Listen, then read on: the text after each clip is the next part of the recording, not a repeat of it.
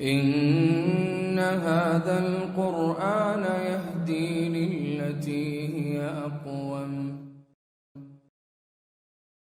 إن الحمد لله نحمده ونستعينه ونستغفره ونعوذ بالله من شرور أنفسنا ومن سيئات أعمالنا، من يهدي الله فلا مضل له ومن يضلل فلا هادي له، وأشهد أن لا إله إلا الله وحده لا شريك له، وأشهد أن محمدا عبده ورسوله صلى الله عليه وسلم. أما بعد، اللهم انفعنا بما علمتنا وعلمنا ما ينفعنا وزدنا علما. رب اشرح لي صدري ويسر لي أمري واحلل عقدة من لساني يفقهوا قولي. سبحانك لا علم لنا إلا ما علمتنا إنك أنت العليم الحكيم. أما بعد، فأعوذ بالله من الشيطان الرجيم. بسم الله الرحمن الرحيم. الف لام میم ذلك الکتاب لا ریب فیہ ھدی للمتقین. گزشتہ درس میں اس آیت کے حوالے سے بات یہاں تک پہنچی تھی کہ اس میں اللہ تعالیٰ نے فرمایا ہے ذالک الکتاب لا ریب فیہ ھدی للمتقین. تو ذالک الکتاب وہ کتاب، اور اس حوالے سے ہم نے یہ بات ذکر کی تھی کہ اس کو سمجھنے کے علماء نے مختلف طریقوں سے اس کو سمجھا ہے، کیونکہ ذالکہ عام طور پہ عربی میں دور کے لیے اشارہ استعمال ہوتا ہے. تو تین طریقوں سے علماء نے اس کو سمجھا ہے. بعض نے کہا کہ دور اور قریب دونوں کے لیے بولا جا سکتا ہے، اس لیے اس میں کوئی اشکال نہیں ہے. بعض نے کہا کہ نہیں، یہ بعید کے لیے ہی استعمال ہوتا ہے، اور جس چیز کی طرف اشارہ کیا جا رہا ہے وہ بھی بعید ہے، وہ قریب نہیں ہے. یعنی جو قرآن جس کی طرف اشارہ کیا جا رہا ہے وہ بعید ہے. اور بعید کس طرح سے ہے کہ اس سے پہلے صورتیں نازل ہو چکی ہیں، یا اشارہ اس کتاب کی طرف ہے جس کا وعدہ نبی کریم صلی اللہ علیہ وسلم سے ابتداء وحی میں کیا گیا تھا، یا جو پچھلی کتابوں میں جس کا وعدہ کیا گیا تھا. اور تیسرا طریقہ اس کا یہ ہے، اس کو سمجھنے کا، کہ یہ اشارہ بعید ہی کے لیے ہے ذالکہ، اور کتاب بھی قریب ہے، لیکن یہ اس کی شان کو بلند کرنے کے لیے اور اس کی عظمت کو بیان کرنے کے لیے آیا ہے کہ یہ کتاب اپنی شان میں اتنی اونچی ہو گئی ہے کہ گویا کہ یہ بعید ہو گئی ہے، اس لیے اس کے لیے بعید کا اشارہ استعمال ہو رہا ہے ذالک الکتاب. تو یہ بات کل گزری تھی.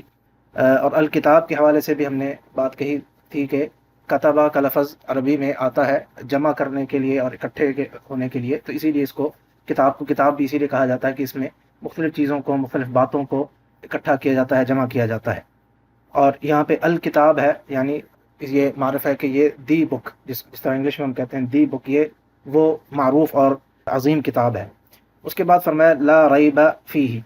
لا ریب، لا کا معنی نہیں، اور ریب کا معنی عام طور پر علماء نے جو کیا ہے یا جو لغت میں کیا جاتا ہے، وہ ریب کا معنی شک کے معنوں میں آتا ہے. لفظ ریب شک کے معنوں میں آتا ہے.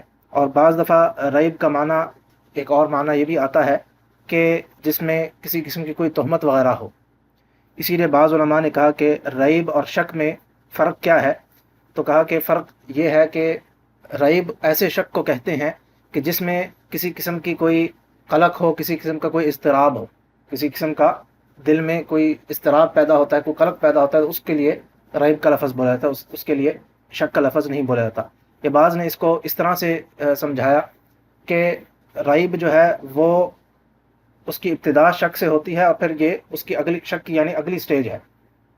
ریب اور شک میں فرق یہ ہے کہ شک سے جب بات آگے بڑھ جاتی ہے تو اس کو ریب کہا جاتا ہے. جیسے ہم اردو میں بھی بولتے ہیں کہ جو شخص، جیسے ہم کہتے ہیں کہ فلاں شخص جو ہے، اگر کوئی ایسا شخص ہو کہ جو بہت اس کے معاملات سیدھے نہ ہوں، واضح نہ ہوں، تو کہا جاتا ہے کہ یہ بندہ مجھے مشکوک آدمی لگتا ہے.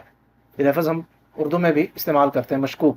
شک سے مشکوک آدمی، ایسا آدمی کہ جس کے بارے میں آپ کے دل میں کوئی ایسی بات ہو کہ بھئی یہ کچھ بندہ ٹھیک نہیں ہے. تو اسی لیے اسی طرح کا معنی ہے ریب کا، کہ ایسا شک ہے کہ جس میں آپ کے دل میں کسی قسم کا کوئی اضطراب ہو یا کوئی تہمت ہو کہ کسی کے اوپر کہ تو اس کے معاملہ ٹھیک نہیں ہے، اس کے لیے یہ لفظ استعمال ہوتا ہے. تو یہ شک اور ریب میں یہ فرق ہے کہ یہ اس سے شک سے آگے کی بات ہے. واللہ عالم. یہ مختلف انداز ہیں لوگوں کے بیان کرنے کے جو علماء نے بیان کیے. ذالک الکتاب لا ریب، یعنی اس میں کوئی شک نہیں ہے، کوئی قسم کوئی اضطراب نہیں ہے، کوئی قلق نہیں ہے. لا ریب فیہ، یہاں پہ دو باتیں ہیں. آپ دیکھیے قرآن کے نسخے ذرا کھولیے، اس میں دیکھیے کہ یہاں پہ لا ریب فیہ میں 3 نقطے موجود ہیں. 3 نقطے، لا ریب پہ بھی 3 نقطے ہیں اور فیہ پہ بھی 3 نقطے ہیں. اس کو یہ وقف کی علامت ہے اور اس کو معانقہ کہا جاتا ہے یا وقف تعانق کہا جاتا ہے۔ مراد کیا ہے کہ دونوں میں سے کسی ایک جگہ پہ رک سکتے ہیں۔ تو یعنی اس کو ایسے بھی پڑھ سکتے ہیں ذالک الکتاب لا ریب، یہاں پہ آپ رک جائیں اور پھر آگے پڑھیں فیہ ھدی للمتقین، یہ ایک طریقہ ہے۔ اور دوسرا طریقہ ہے کہ ذالک الکتاب لا ریب فیہ، لا ریب فیہ، فیہ پہ آپ رک جائیں اور پھر ھدی للمتقین کو الگ سے پڑھیں۔ تو اس سے معنی میں تھوڑا سا فرق آ جاتا ہے۔ اگر آپ ریب پہ رکتے ہیں تو معنی تھوڑا سا بدل جاتا ہے، اور اگر آپ فیہ پہ رکتے ہیں تو معنی بدل جاتا ہے۔ اور یہ تقریباً شاید ہر لغت میں ایسا ہوتا ہے کہ کہاں پہ آپ نے رکنا ہے اور کہاں سے شروع کرنا ہے، اس سے معنی میں تھوڑی بہت تبدیلی آ جاتی ہے۔ جب ہم چھوٹے ہوتے تھے تو اردو میں ہمیں جو اسی بات کو سمجھانے کے لیے کہا جاتا تھا، ایک بڑی معروف عبارت ہے کہ کھیلو کھیلو مت پڑھو، کھیلو مت پڑھو۔ اگر آپ مت پر رکتے ہیں، کھیلو مت، اور پھر کہتے ہیں پڑھو، تو معنی کیا ہے کہ کھیل کو چھوڑ دو اور پڑھائی کرو۔ اور اگر آپ کھیلو پر رکتے ہیں تو معنی بالکل بدل جاتا ہے کہ کھیلو یعنی کھیل کرو، مت پڑھو، پڑھائی کو چھوڑ دیں۔ تو صرف فرق کیا، معنی میں فرق کس چیز سے آیا ہے؟ الفاظ وہی ہیں، ہر چیز وہی ہے، جملہ وہی ہے، لیکن فرق کیا آیا؟ وقف کی وجہ سے، کہ آپ نے رکے کہاں پہ ہیں۔ تو اسی طرح کا معاملہ، خیر یہاں پہ اس طرح سے بالکل معنی الٹ نہیں ہو جاتا، بعض جگہ پہ ہو بھی سکتا ہے، لیکن یہاں پہ دونوں، چونکہ آپ دیکھیں کہ نشان دونوں جگہوں پہ لگا ہوا ہے، اس کا معنی یہ ہے کہ دونوں جگہ پہ وقف کرنا درست ہے، اس سے معنی بدلتا نہیں ہے۔ اور یہ ہر جگہ پہ، ہر قرآن کی ہر آیت میں ایسا نہیں ہوگا۔ بعض آیات میں ایسا ضرور ہوتا ہے کہ اگر آپ ایک جگہ پر رکتے ہیں تو معنی کچھ اور بنے گا، اور دوسری جگہ پر رکتے ہیں معنی بالکل غلط ہو جائے گا۔ اسی لیے مختلف علماء نے جو وقف کے نشان لگائے ہوئے ہیں، یہ میرے اور آپ کی آسانی کے لیے، کہ کہاں پر وقف کرنا درست ہے اور کہاں پر وقف کرنا درست نہیں ہے، معنی بعض دفعہ بدل بھی سکتا ہے۔ تو یہاں پہ اگر ہم لا ریب پہ رکھتے ہیں، ذالک الکتاب لا ریب، اگر یہاں پہ رکا جائے تو کیا معنی بنے گا کہ یہ کتاب ہے، اس میں شک نہیں، لا ریب شک نہیں۔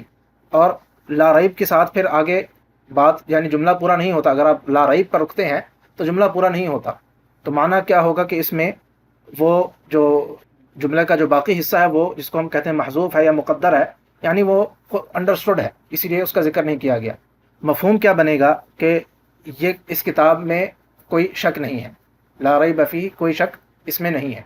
لا ریب پہ اگر رکھتے ہیں تو یہ معنی بنے گا، لیکن پھر اس میں پھر فیہ کا جو تعلق ہے وہ پھر اگلے سے جڑ جائے گا۔ اسی لیے اس کا جو اگر ہم تشریح کریں تو معنی اس طرح سے بنے گا لا ریب فیہ فیہ، یعنی گویا کہ دو دفعہ فیہ دو دفعہ آ رہا ہے۔ پہلے جگہ پہ لا ریب پہ اگر آپ رک جاتے ہیں تو فیہ پھر بھی آپ کو مقدر، جس کو ہم کہتے ہیں یا کہہ کے محذوف کہیں گے، کہ وہ انڈرسٹوڈ ہے کہ لا ریب فیہ، کیونکہ جب یہ کہا کہ لا ریب شک نہیں، تو کیا کس میں؟ اس کتاب میں شک نہیں، فیہ معنی تو تقریباً ہوئی، لیکن پھر اگلے سے معنی چینج ہو جائے گا، انشاءاللہ ہم ایکسپلین کریں گے۔ تو لا ریب فیہ اگر کہیں یا لا ریب کہیں، یہاں تک تو معنی تقریباً دونوں میں ایک ہی بنتا ہے، لیکن اگلا معنی پھر چینج ہوگا۔ معنی کیا بنا کہ کوئی شک نہیں، اس کتاب میں کوئی شک نہیں، کوئی ریب نہیں، بلکہ شک سے بھی، جیسے ہم نے کہا کہ ریب میں تھوڑا فرق ہے، کسی قسم کا کوئی قلق، کوئی اضطراب، کوئی ایسا معاملہ نہیں ہے، کوئی اس میں تہمت والی بات نہیں ہے۔ یہ ایسی کتاب ہے جس میں اس قسم کا کوئی معاملہ نہیں ہے۔ لیکن یہاں پہ ایک اور بات یہ ہے کہ لا ریب فیہ اگر ہم کہتے ہیں اس کتاب میں شک نہیں، تو کس اعتبار سے، کس لحاظ سے اس میں شک نہیں، یہ ایک سوال پیدا ہوتا ہے۔ اور جواب اس کا کیا ہے کہ اللہ تعالیٰ نے یہاں پہ ذکر نہیں کیا، تو معنی کیا ہے کہ کسی بھی لحاظ سے، کسی بھی لحاظ سے اس میں شک نہیں، اس میں اس لحاظ سے شک نہیں کہ یہ منزل من اللہ ہے، اللہ کے طرف سے نازل کردہ ہونے میں اس میں کوئی شک نہیں۔ اس کتاب میں جو ہدایت آئی ہے، جو معاملات آئے ہیں، ان میں کوئی شک نہیں ہے، اس کتاب کے ہدایت ہونے میں کوئی شک نہیں۔ اس کتاب کے اندر جتنے احکامات آئے ہیں، جتنی باتیں آئی ہیں، جتنی ہمیں واقعات بتائے گئے ہیں، جتنی پچھلے امتوں کے خبریں دی گئی ہیں، ان میں کوئی شک نہیں ہے۔ بالکل اس میں ہر قسم کی بات جو ہے وہ صحیح اور درست ہے، بات ہے، کوئی اس میں شک و شبے والی بات نہیں ہے۔ اسی طرح اس کتاب کے اندر جو کچھ ہے اس میں کوئی شک نہیں، یعنی کسی بھی اعتبار سے جتنے بھی آپ کے ذہن میں باتیں آتی ہیں، کسی بھی لحاظ سے اس میں کوئی شک نہیں ہے۔ لا ریب فیہ یعنی کسی لحاظ سے، ہر اعتبار سے یہ کتاب جو ہے وہ مکمل ہے، اور اس میں کوئی شک و شبے والی بات نہیں۔ یہی بات ہم دیکھتے ہیں اللہ تعالیٰ نے قرآن کریم میں مختلف مقامات پر ذکر کی ہے۔ سورۃ سجدہ نکالیے 21ویں سپارے میں، اور دیکھیے کہ وہاں پہ بھی تقریباً یہی بات ہے، اور لیکن اس میں کچھ تھوڑی مزید وضاحت ہے۔ اور یہ قرآن کا معجزہ ہے کہ قرآن کا ایک حصہ جو ہے وہ دوسرے حصے کی ایکسپلینیشن کر رہا ہے. ایک آیت کی تفصیل دوسری آیت میں آتی ہے. سورۃ السجدہ 21واں سپارہ. دیکھیے سورت شروع کہاں سے ہو رہی ہے؟ الف لام میم تنزیل الکتاب لا ریب فیہ من رب العالمین. تقریباً اسی سے ملتے جلتی آیت ہے جو ہم ابھی پڑھ رہے ہیں سورۃ بقرہ کی. وہ بھی الف لام میم سے شروع ہو رہی ہے، یہ بھی الف لام میم سے شروع ہو رہا ہے. وہاں پہ ہے ذالک الکتاب لا ریب فیہ، یہاں پہ کیا ہے؟ تنزیل الکتاب لا ریب فیہ من رب العالمین. لا ریب فیہ من رب العالمین. تو اس میں ایک وضاحت یہ آ گئی، وہاں پہ لا ریب فیہ ہے صرف، کوئی شک نہیں. اس میں مزید وضاحت ہے کہ لا ریب فیہ من رب العالمین، کہ یہ رب العالمین کی طرف سے ہے، اس میں کوئی شک نہیں. اس کو ایک لحاظ سے مخصوص کر دیا. اسی طرح جیسے ہم نے کہا کہ اس کتاب میں جو باتیں ہیں اس میں کسی قسم کی کوئی شک نہیں ہے. 25واں بلکہ 24واں سپارہ، اس کا آخری پیج نکالیے. سورت حامیم سجدہ یا سورت فصلت بھی اس کو کہا جاتا ہے. اس میں آیت نمبر 42 دیکھیے. اللہ تعالیٰ فرماتے ہیں، بلکہ آیت نمبر 41 سے دیکھیے، 41 کا آخری حصہ، وَإِنَّهُ لَكِتَابٌ عَزِيزٌ. یہ جو کتاب ہے بڑی عزیز، بڑی عظیم کتاب ہے. لَا يَأْتِيهِ الْبَاطِلُ مِن بَيْنِ يَدَيْهِ وَلَا مِنْ خَلْفِهِ. اس میں باطل نہ اس میں کے آگے سے آتا ہے نہ پیچھے سے آتا ہے، یعنی کہ اس میں جو بات ہے سب کچھ حق ہے، سب کچھ سچ ہے، کوئی اس میں غلط بات نہیں، کوئی شک والی بات نہیں. لا يأتيه الباطل من بين يديه ولا من خلفه تنزيل من حكيم حمید. اسی لیے اس میں کوئی ہے، اس لیے کہ اس کی طرف سے نازل کرتا ہے جو حکیم ہے اور جو حمید ہے، جو حکمت والا ہے، جو تعریف کے لائق ہے. اسی طرح ہم دیکھتے ہیں سورت نساء نکالیے، 5واں سپارہ، آیت نمبر 82. اللہ تعالیٰ فرماتے ہیں، افلا يتدبرون القرآن ولو كان من عند غیر اللہ لوجدوا فیہ اختلافا کثیرا. اگر یہ افلا يتدبرون القرآن، یہ قرآن میں غور و فکر کیوں نہیں کرتے، اور اگر یہ اللہ کے علاوہ کسی اور کی طرف سے ہوتا لوجدوا فیہ اختلافا کثیرا، تو اس میں وہ بہت زیادہ اختلاف پاتے، بہت زیادہ اختلاف پاتے. تو اس سے اسی طرح اور بھی آیات ہیں قرآن کریم میں جن میں اسی بات کا تذکرہ آتا ہے کہ قرآن کریم میں کسی اعتبار سے کوئی نہ شک ہے، نہ اس میں کوئی اختلاف ہے، نہ اس میں کوئی اضطراب ہے، نہ اس میں کسی قسم کی کوئی غلطی ہے، بلکہ یہ اللہ کی طرف سے نازل کردہ کتاب ہے اور مکمل اور بہترین کتاب ہے. لا ریب فیہ، اس کا جو مفہوم ہے، بعض علماء نے کہا کہ اس کا مفہوم یہ ہے کہ اس میں لا ریب فیہ کہ یعنی اس کو کسی میں شک کرنا نہیں چاہیے. ہمیں کسی کو، یہ ایسی کتاب ہے کہ یہ شک کے لائق نہیں ہے. تو مفہوم تھوڑا سا فرق ہو گیا. پہلا مفہوم کیا ہے کہ اس میں شک نہیں ہے، دوسرے میں یعنی اس چیز کا حکم گویا کہ دیا جا رہا ہے کہ اس میں شک مت کرو. یہ دو معنی بیان کیے گئے. لا ریب فیہ ایک معنی کہ شک نہیں ہے، دوسرا شک مت کرو یا شک نہیں کرنا چاہیے. تو یہ ایک لحاظ سے معنی بعض مفسرین نے بیان کیا ہے. اب یہاں پہ اگر اس کا یہ دوسرا معنی لیا جائے کہ اس میں شک مت کرو یا کرنا نہیں چاہیے، تو سوال یہ پیدا ہوتا ہے کہ بہت سے لوگ اس میں شک کرتے ہیں جو مسلمان نہیں ہیں، جو کفار ہیں، جو اس کتاب کی ماننے والے نہیں ہیں، تو وہ تو اس میں شک کرتے ہیں، وہ اس میں غلطیاں نکالنے کی کوششیں کرتے ہیں، اگرچہ کبھی وہ اس میں کامیاب نہیں ہو سکتے اور نہ کبھی قیامت تک ہو سکیں گے، لیکن وہ شک تو کرتے ہیں.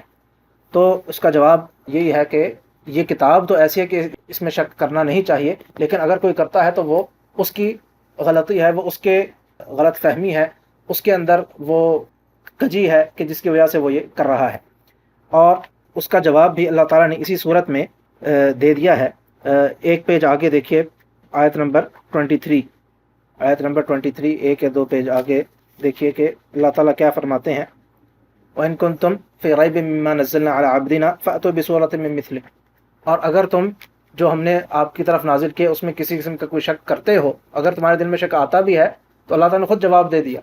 کیا ہے؟ فَأْتُوا بِسُورَةٍ مِّن مِّثْلِهِ. تو پھر جیسی ایک صورت لا کر دکھا دو. اگر تمہیں شک ہے، اگر تمہارے دل میں اس قرآن کے بارے میں کوئی غلط بات آتی ہے، تو پھر جیسا لا کر دکھا دو. تو چیلنج اللہ تعالیٰ نے کر دیا ہے. تو اس لیے اس میں یہ کتاب میں اگر کوئی شک کرتا بھی ہے تو وہ غلطی اس کی ہے، وہ اس کے دل میں خرابی ہے، اس کے دل میں بیماری ہے جس کی وجہ سے وہ یہ کر رہا ہے. ورنہ یہ کتاب ایسی ہے کہ یہ شک کے لائق یا کسی قسم کے غلطی کا اس میں ہونے کا امکان نہیں ہے. اس کے بعد فرمایا لا ریب فیہ ہدی للمتقین. اب اگر ہم کہیں گے فیہ ہدی تو اس کا معنی کچھ اور ہوگا، اور اگر ہم کہیں گے لا ریب فیہ پر رک کے ہدی کو الگ سے پڑھیں گے تو معنی تھوڑا سا فرق بنے گا. اگر ہم صرف یہ کہیں لا ریب فیہ پر رک جائیں یعنی فیہ کو پچھلے سے جوڑ دیں اور ہدن کو الگ سے کہیں تو معنی یہ ہوگا کہ ہدن للمتقین یہ کتاب ہدایت ہے. اور اگر ہم کہیں گے کہ فیہ ہدن تو معنی کیا ہوگا کہ اس میں ہدایت ہے. تھوڑا سا معمولی سا اس میں فرق ہے. اگر ہم کہتے کہ ہدن ہدایت، لا ریب فیہ پہ بات ختم ہو گئی کہ اس کتاب میں کوئی شک نہیں ہے، ہدن یہ ہدایت ہے. اور اگر ہم کہیں کہ لا ریب کہ اس کتاب میں شک نہیں، پھر کہا فی ہدن اس کتاب میں ہدایت ہے، تھوڑا سا معمولی سا فرق ہے. فرق کیا ہے کہ اگر ہم کہیں کہ ہدن تو اس کا معنی ہے کہ پوری کی پوری کتاب ہدایت ہے، اور اگر کہیں کہ فی ہدن تو گویا کہ اس کے ایک سے زیادہ معنی بنے گا. ایک معنی ہے کہ اس میں ہدایت ہے، یعنی اس میں ہدایت کے علاوہ شاید ایک ذہن میں بات آ سکتی ہے کہ ہدایت کے علاوہ شاید کچھ اور بھی ہے. ایک معنی یہ بن سکتا ہے اگر ہم فی ہدن کہیں گے.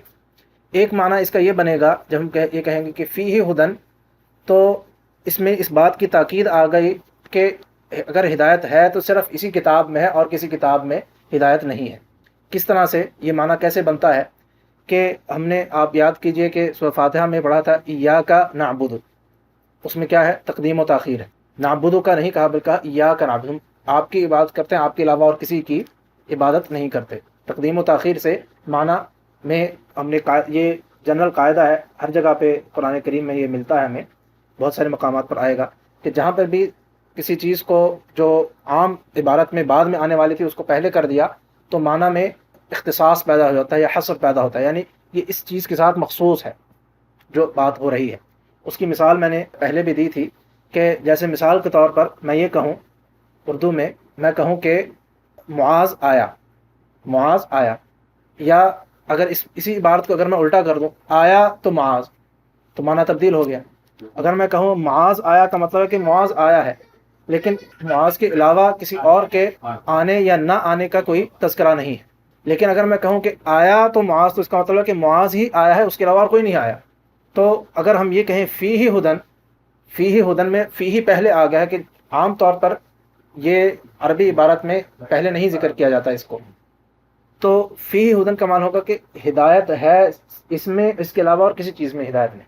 وہ اختصاص کا معنی پایا جائے گا. جیسے ایاک نعبد، آپ کے اس علاوہ کسی اور کی بات نہیں کرتے. فی ہدن آپ اس کتاب کے علاوہ کسی اور میں ہدایت ہے ہی نہیں. تو اگر فی ہدن کہیں گے تو ایک یہ اضافی معنی اس میں بنتا ہے، جو کہ اگر ہم لا ریب فیہ پر رکتے ہیں تو پھر وہ معنی نہیں بنے گا.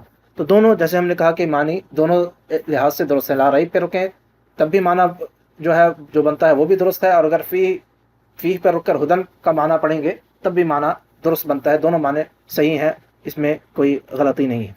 اس کے بعد کیا فرمایا؟ لا ریب فیہ ہدن.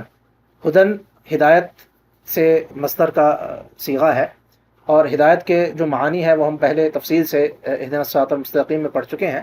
اختصار سے ہدایت کہتے ہیں کسی بھی چیز کی طرف رہنمائی کرنے کو، رہنمائی کرنے کو ہدایت کہا جاتا ہے.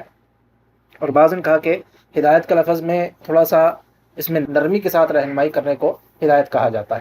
بعض نے اس میں یہ معنی بیان کیا ہے. ہدایت جیسے کہ ہم نے اہدنا الصراط المستقیم میں ذکر کیا تھا کہ ہدایت مختلف اس کی اقسام ہے، اور ہم نے اس میں ذکر کیا تھا کہ امام ابن القیم نے اس میں 4 اقسام بیان کی ہیں.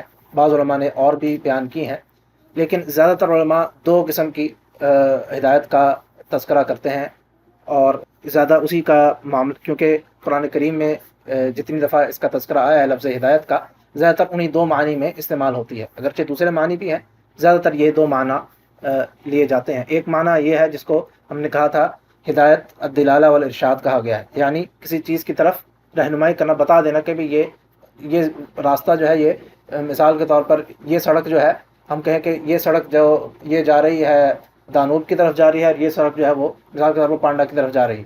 آپ نے راستہ بتا دیا، اس کو ہدایت الدلالہ کہتے ہیں، بتا دینا. اور دوسرا معنی ہدایت کا یہ ہے کہ اس جگہ تک پہنچا دینا، منزل مقصود تک پہنچا دینا، یا اس پر عمل کروا دینا، جس کو ہدایت التوفیق کہا گیا ہے. تو ہدایت الدلالہ جو ہے وہ اللہ بھی کر رہے ہیں، اللہ بھی دیتے ہیں، اور غیر اللہ بھی، یعنی مخلوقات کو بھی اس کا اختیار موجود ہے کہ رہنمائی کر دینا. لیکن توفیق دینا یہ صرف ایک اللہ کا کام ہے. یہ تفصیل ہم سورہ فاتحہ میں ذکر کر چکے ہیں. تو ہدن للمتقین جب آیا یہاں پہ کہ ہدن یہ ہدایت ہے، للمتقین کس کے لیے؟ متقین کے لیے. تو یہاں پر ایک سوال یہ اکثر اٹھایا جاتا ہے کہ اللہ تعالیٰ نے اسی صورت میں سورۃ البقرہ ہی میں آگے جا کے فرمایا کہ یہ قرآن جو ہے یہ تمام لوگوں کے لیے ہدایت ہے، تو اگر تمام لوگوں کے لیے ہدایت ہے تو پھر متقین کے ساتھ مخصوص کیوں کیا یہاں پہ؟ اس آیت میں کہا کہ متقین کے لیے ہدایت ہے، معنی کیا ہوا کہ غیر متقی جو ہے وہ ہدایت نہیں لے سکتے۔ اس کی مختلف علماء نے توجیحات کی ہیں۔ ایک توجیح جو ہے وہ اس کی یہ ہے کہ یہاں پر ہدایت سے مراد ہدایت توفیق ہے، یعنی کہ سیدھے راستے پر چلا دینا۔ ایک ہے سیدھے راستے کی پہچان کرنا، پہچان کے لیے تو یہ قرآن سب کے لیے ہدایت ہے، جو بھی اس سے ہدایت لینا چاہے وہ لے سکتا ہے، لیکن اس پر عمل کون کرے گا؟ وہ متقین کریں گے، وہ ہدایت کی دوسری قسم ہے۔ تو اس اعتبار سے یہ قرآن تمام لوگوں کے لیے بھی ہدایت ہے اور متقین کے لیے بھی ہدایت ہے، دونوں باتیں درست ہیں۔ ایک اس کا تفصیل یہ ہے، مزید اس کی تفصیل جو ہے وہ انشاءاللہ ہم اگلے درس میں ذکر کریں گے۔ وآخر دعوانا الحمد للہ رب العالمین۔